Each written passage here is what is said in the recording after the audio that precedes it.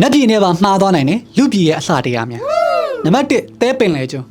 ရေလေကောင်တောင်ထွန်းနေဆိုတဲ့စကားကိုကြားဘူးကြမှာပါဒါပေမဲ့ဒီတစ်ခုကပြောင်းပြန်ဖြစ်ပြီးတော့တောင်လေကောင်မှာရေထွန်းနေတာဖြစ်ပါတယ်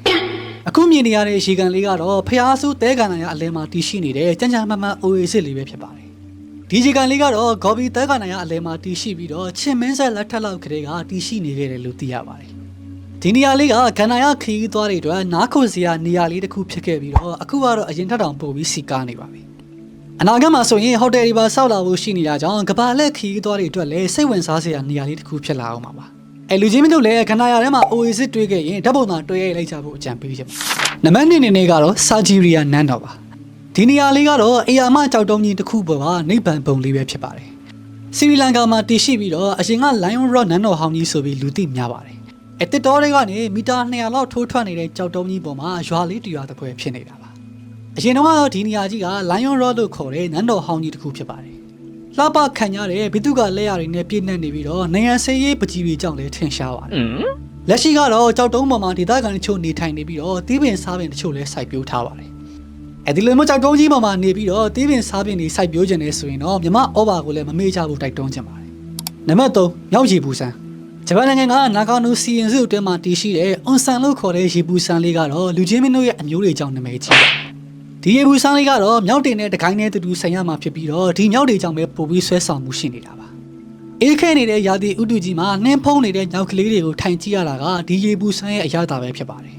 နောက်ပြီးဒီမြောက်တွေကလည်းရာသီဥတုအေးလို့ဆိုပြီးတော့ရေပူလေးစိမ်ဖို့ရောက်လာကြတာဖြစ်ပါတယ်လူချင်းမင်းတို့လည်းနှင်းဖုံးနေတဲ့ညောက်လေးတွေကြည့်ကျင်နေဆိုရင်တော့မြောက်တကောင်ဝယ်ပြီးရေခဲတတာလေးသာထည့်ထားလိုက်ဖို့အကြံပေးချင်ပါတယ်နံပါတ်4ကမ္ဘာအလှအဆုံးရွာ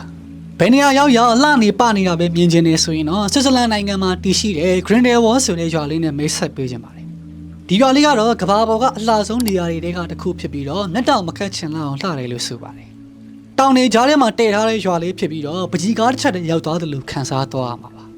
ရွာထဲမှာလည်းဘူရာယုံလေးတစ်ခုတည်ရှိနေပြီးတော့ယထာလေးစီးရဲနဲ့ရှုခင်းတွေပတ်ကြည့်ရတာကဒီရွာရဲ့အနှစ်သာရပဲဖြစ်ပါတယ်ဆောင်းတွင်းမှာဆိုရင်လည်းနှင်းလျှောစီးလို့ကောင်းတဲ့ရေခဲပြင်တွေရှိပြီးတော့နှွေးအခါမှာဆိုရင်လည်းစိမ့်လန်းတဲ့မြက်ခင်းပြင်တွေနဲ့လှပတဲ့ရေတကုံတွေရှိနေပါတယ်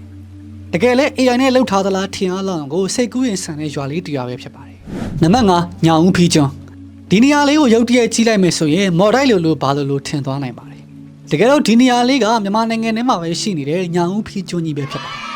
ကျွန်းပေါ်မှာမြို့ပြရတာတစ်စက်ကလေးမှမရောတဲ့တဘာဝကျွန်းစစ်စစ်တွေပါ